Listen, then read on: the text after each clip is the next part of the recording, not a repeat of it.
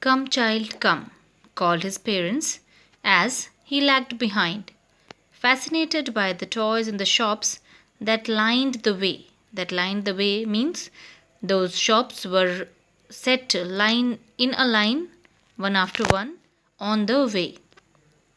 He hurried towards his parents, his feet obedient to their call, his eyes still lingering on the receding toys.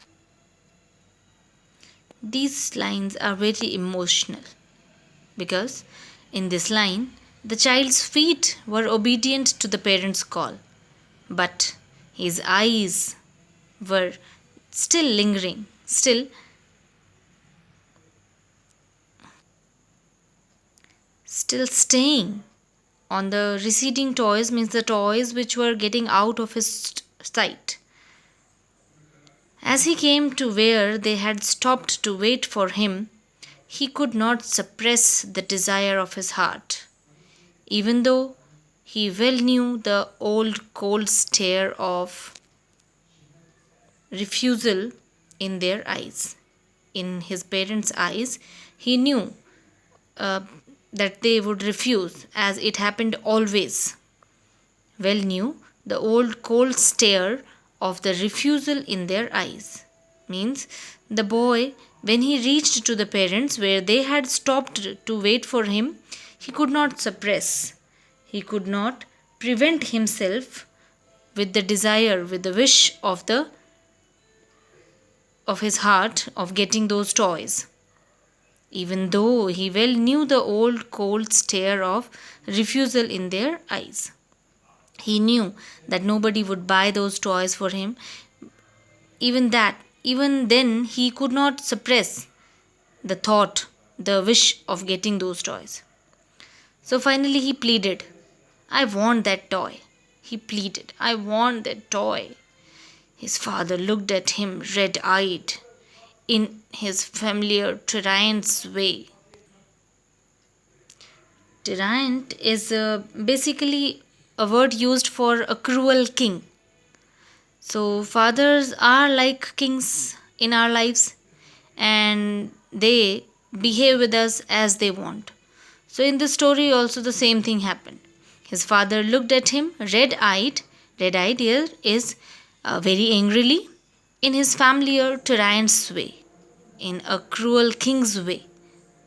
His mother, melted by the free spirit of the day, was tender and giving him her finger to hold and said, Look, child, what is before you?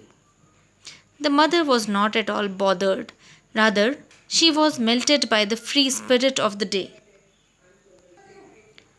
Free spirit of the day here is the enjoyment, the merry environment of the day. She was tender with it, she was very soft at heart, and giving him her finger to hold, she said, she wanted to distract the child and said, Look, child, what is before you? She said that to look the things before him means the new things.